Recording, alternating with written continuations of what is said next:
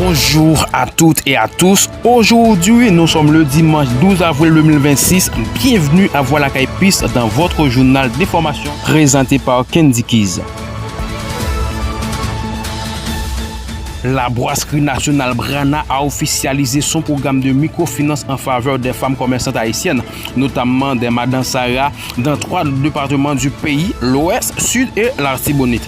Il s'agit d'une étape structurante dans le renforcement de ce programme lancé par la Brana en 2023, aux côtés de Solidarité Toutes Femmes c'est Femmes, SOTOF, Rassemblement National Madame Sarah Paysan, RANAMSAP et la plateforme des organisations des femmes haïtiennes pour le développement, POFAD. Environ 160 femmes auront accès à des financements adaptés à leur réalité pour renforcer leur autonomie économique et faire grandir leur activité. Au moins 30 personnes ont perdu la vie le samedi 11 avril 2026 à la citadelle Henri dans les hauteurs du Bonnet à l'évêque à la suite d'une bousculade survenue lors d'une affluence exceptionnelle liée aux festivités traditionnelles organisées sur ce site historique.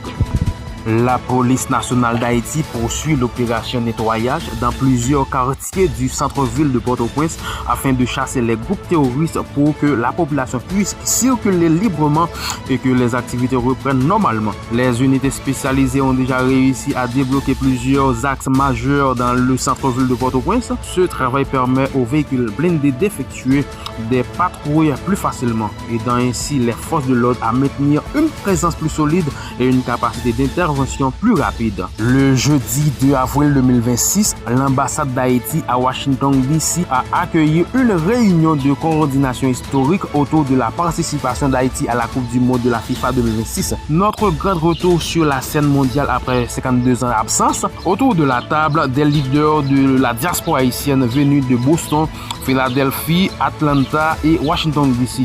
Des représentants de la fondation Wikikelog, 3 matchs, 3 villes au cœur de notre diaspora. Le ministère du Tourisme adresse ses plus sincères et patriotiques félicitations à mademoiselle Ariana Lafont, âgée de 19 ans, l'étudiante en relations internationales et diplomatie au Centre d'études diplomatiques et internationales, s'est dit grande gagnante samedi 11 avril 2026 de la 8e édition du concours House of Challenge à Lomé au Togo, Afrique Ouest, une compétition panafricaine axée sur la création de contenu et l'entrepreneuriat où elle a brillamment représenté Haïti en portant haut les couleurs nationales avec honneur, dignité et excellence. Cette distinction remarquable constitue un motif de fierté pour la nation tout entière par son parcours exceptionnel, son éloquence, son charisme et la noblesse du